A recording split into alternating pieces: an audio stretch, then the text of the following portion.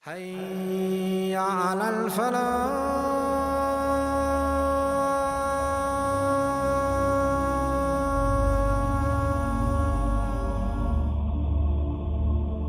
The king of this area, Sheba, he had passed away.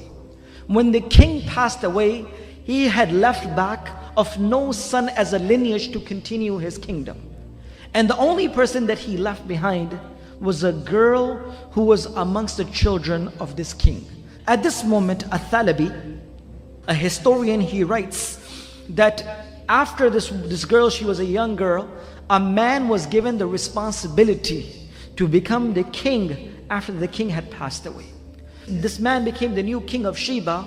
A lot of corruption and a lot of mischief prevailed in the area of Sheba. And of course, this girl who had lived her life in true honesty by seeing her dad to be the true leader of Sheba, she could not realize and she could not take this. That how can the kingdom of her dad be destroyed in a specific manner? So when she grew a little older, she herself decided to marry this individual. When she had married him on the first night, it is mentioned by Ibn Kathir rahmatullah alayhi himself that she gave him a lot of wine to drink. So much to an effect that he became drunk, and the same night she assassinated and slain him, and the next morning she took over the tribe of Sheba and she became the Queen of Sheba at this time. This is the narration of what Ibn Kathir rahmatullah alayhi writes, the beginning of how a woman became the leader of the people of Sheba at this time. The story of Sulaiman alayhi salam, Hudhud, Bilqis starts from this incident. Sulaiman alayhi salam looks towards the people, and Sulaiman alayhi salam says that verily I do not find Hudhud around this area.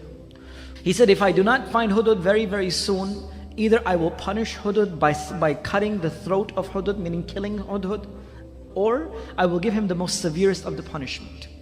After a little while, Sulaiman alayhi salam, while looking amongst the many animals, the jinns and the humans which was beneath his kingdom, finally found Hudhud come.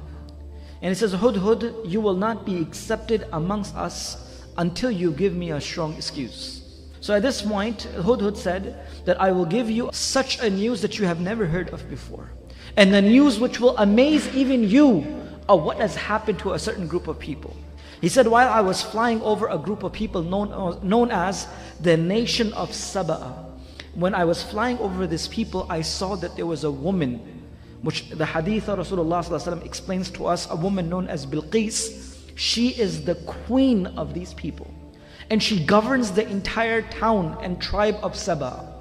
And they have two things that they do. They worship the sun as their Lord, and she has the most beautiful throne that anyone can have. As soon as he heard this message, he said, indeed there is none worthy of worship but Allah. How is possible that these people are worshipping someone rather than Allah subhanahu wa ta'ala? So at this moment, Sulaiman alayhi salam said, I will give you a letter, and I will send you a letter and go and drop this off to her. And let's see what they say to us. By mentioning that indeed this letter is from Sulaiman, the Nabi of Allah, towards the woman which is Bilqis, the queen of Saba, and he writes with the name of Allah, Bismillahir Rahmanir Rahim. I begin with the name of Allah subhanahu wa ta'ala, and the entire letter of Sulaiman alayhi salam was sent. When this letter was sent towards Bilqis, Hudhud went and he dropped it off. When she found this letter, when she received this, she did not make a decision herself. She consulted with all the chieftains, all the chiefs of her kingdom, she gathered them together. And she says, I will not make a decision until I take each and every of your opinion. Because I am the one who don't make decision until you approve of it. So as soon as she recited this letter from Sulaiman alayhi salam towards them, the chief said, O the queen, we have strength, we have power. We have ability and forces to destroy this person. Why don't you give us a chance? The queen of Saba, known as the Queen of Sheba, Bilqis, she was a very intelligent and a smart woman. She says that I have noticed that when kings take over other nations, they destroy their families and generations to come. And the most honorable people amongst them become the most disgraceful. So I don't want to take a chance. Give me another opinion. So then she thought of an idea to send some gifts to Sulaiman alayhi salam. that if he is only a person looking to take over countries and places to become a king, then he would accept my gift. He would accept my hadiyah and he will close his mouth. I can just bribe him off with the wealth and he will become quiet. The chieftains took these gifts and went to Sulaiman alayhi salam. As soon as these gifts were presented, Sulaiman alayhi salam looked at them and says, whatever you have brought to me, Allah has given me much more than this. You have not come to the right person. I am not a person who will get, just by bringing these gifts, I will not be bought by these gifts. Go back to them and verily tell your queen, if she does not accept our word, then we will come in such a force that nothing of the nation of Sheba will be left. As soon as the chieftains went back to Bilqis, the Queen of Sheba, or the nation of Saba, when she realized that Sulaiman alayhi salam had not accepted these gifts, she realized that indeed he was not only a king. Because he is the Nabi, or he is a true person, that's why he has not accepted any of the monetary gifts. Sulaiman alayhi salam invited Bilqis to come and visit this kingdom and see what is going on, which what Allah has given.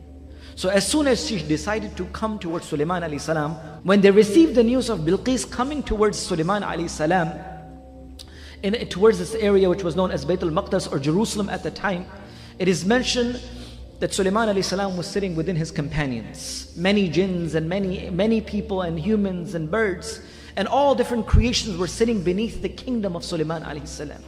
So Sulaiman alayhi salam asked, which amongst you is a person which can bring me the throne of Bilqis before she comes to me? One of the biggest of the jinns which were present in the gathering of Sulaiman alayhi salam got up. And he says, indeed, I will fulfill this task. And how fast can you bring it, Ifrit? He said, I will bring it before you get up from this gathering finishes. The throne of Bilqis will be in front of you. Sulaiman alayhi salam says, this is too long for me. And then he said, who else is present here? There was a person whom with Allah had given the ilm of kitab. A person on the other side who Allah had granted knowledge and ilm. He said, I will bring this before the closing and the opening of your eyes. I will bring it in such a pace that before you notice again, the throne of Bilqis will be with you. As soon as the order was given towards this individual, the throne of Bilqis was brought towards Sulaiman alayhi salam. And Sulaiman alayhi salam ordered the jinns and the humans present in his kingdom to make the changes in the throne that she cannot distinguish it right away. So when she came within the kingdom of Sulaiman alayhi salam and she noticed the throne, and she knew that there was no throne like the throne of hers, she says, is this really mine? And how can it be and it can travel before me and such a big throne can come towards you? So at this moment she was amazed by this. But still, subhanallah, Hidayat is in the hands of Allah subhanahu wa ta'ala. Hidayat and the truth still did not click in her mind. She did not still believe in Allah. She saw her own throne in front of her eyes, which came before she even came, but she still did not accept. Is this really mine? It looks like mine. So Sulaiman Islam says, indeed it is yours. And she was surprised and stunned by this action, and she knew that indeed this person had given much more than what we were expecting. The ayat of the Quran continues, in which Sulaiman alayhi salam invites her to come within the palace that Allah subhanahu wa ta'ala had given Sulaiman alayhi salam. When she entered inside the palace, there was a floor which was made with glass, and beneath the glass was water and fishes. So as soon as Bilqis was about to step upon this, she picked up her clothing so her clothing does not become wet when she puts her feet inside. When she places her feet on this floor, she realizes that this is not water, but indeed this is the glass. Her ankles showed because of her lifting her clothing not to become wet from the water. This is not water, but this is glass. And this is the kingdom and the power and the strength that Allah has granted this person that no one else has. And this was the time when the iman clicked inside her life. And this was a time when she realized and she visually seen, and she says, indeed that there is none worthy of worship but Allah, and I believe in Sulaiman to be the prophet of Allah subhanahu wa ta'ala. And indeed we turn towards Allah subhanahu wa ta'ala, who is the creator and the one who made the humans and the jinns. That what happened after Sulaiman alayhi salam? Did he marry Bilqis or he did not do so?